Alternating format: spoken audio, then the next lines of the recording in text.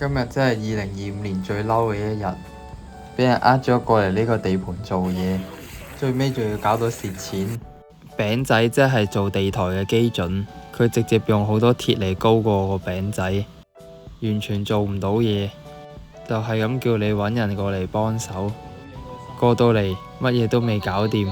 條坑渠就求其揾啲嘢攝住就算，淨係處理佢製造嗰啲問題呢，已經用咗半日時間。過嚟之前同佢講咗好多情況要搞好，過到嚟一樣都未搞好，淨係呃咗你過嚟，結咗咁多個人嚟咗，出買人工俾人哋，自己仲要蝕錢，真係今年最白痴嘅一日，真係搞到我好嬲，完全就係做咗條水魚，因為佢啲鐵突出嚟一岩一忽，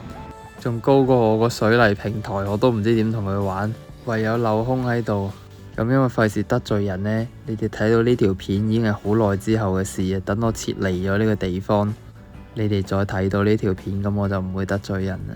不過真係嬲到震。